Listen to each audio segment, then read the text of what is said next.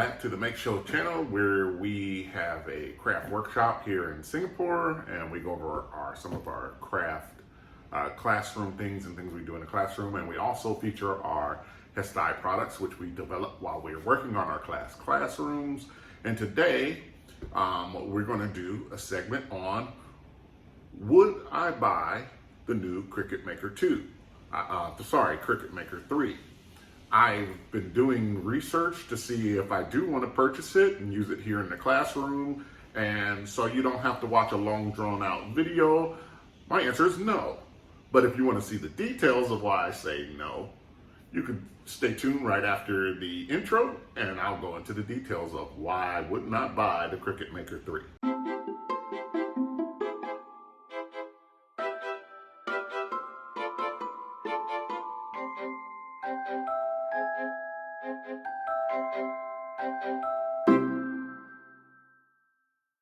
All right, so most of the videos we do here are instructional, and it's of a nature where you have the overhead view and we're kind of showing you what we're doing and why we do it. I've done one video like this before where it's just me talking, and it was my most popular video. Strangely, I didn't ever do it again because I feel kind of strange doing it because I'm not a YouTube personality or something. I'm just bringing information. But I wanted to bring this one to you because as probably most of the crafters out there are, I'm like you, that when a new product comes out, you go, ooh, I need that. And then you go, wait a minute, what is that?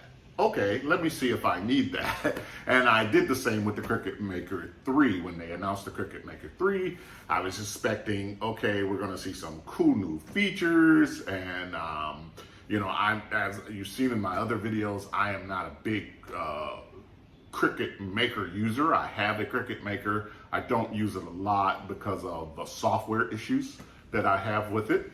But seeing the new Cricut Maker 3 come out, I was trying to see, okay, did they free up the software a bit, or does it add some really cool features that I just can't do without? So I went to researching. And one of the first things I saw, and I've seen this before, and I'm wondering if you saw it, and please let me know in the comments, that the Cricut cult is deep out there in the community.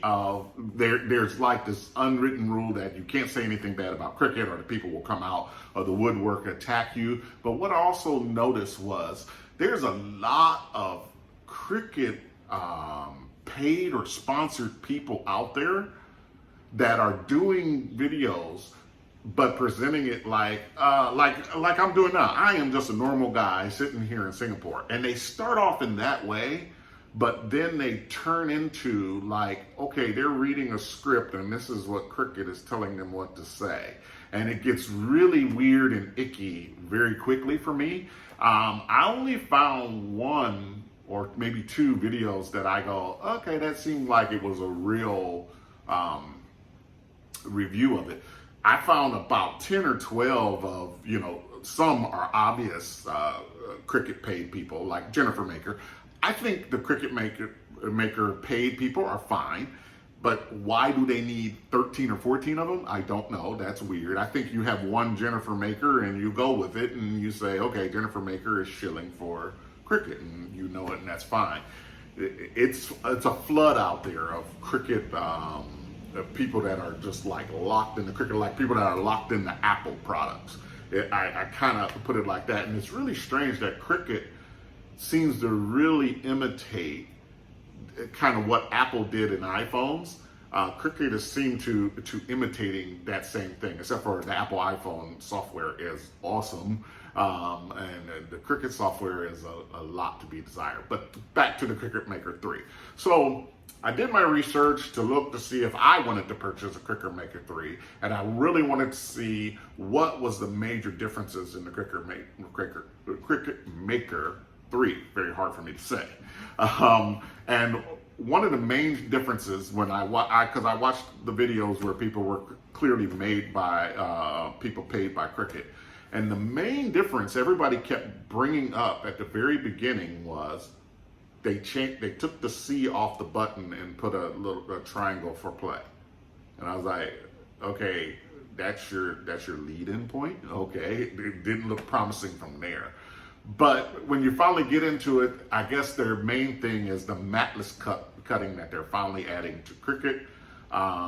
We've had it on Cameo for a long time now, but with the introduction of the matless cutting for Cricut, they've also introduced these smart materials that you need to do the matless cutting, which is basically Cricut putting a removable waste mat on the back of the roll, which makes the rolls thicker, heavier, harder to ship, more waste to throw away, and the most important part, makes them ridiculously expensive. So looking at this process and what they brought to the table, that was its major player. They had a couple other things like a roll holder in the front, which, yeah, the Cameos had that for years as well, too. I really made the decision that, one, I already have matless cutting with my Cameo, and the matless cutting with the Cameo didn't enter Smart Media. You take Oracle 652, 651, shove it in there and go. StarCraft vinyl, shove it in there and go. I suspected it's the same with the Cricut Maker 3, and I saw one person do a video where they took StarCraft vinyl and stuck it into a Cricut Maker 3, and it cut it with no problem, which is what I would suspect it would happen, that you don't need the smart media. I am not saying you don't need the smart media, but I have seen somebody on YouTube cut without the smart media, and it makes sense because you have a matless cutting that you've had with the Cameo for years, and they never even introduced any of these smart media ideal things. So my final result with the Cricut Maker 3 was that it didn't really add more to the table, and it didn't add anything game-changing to me. It seemed like just a new machine. It didn't any more cutting features, cutting powers, thickness of depths.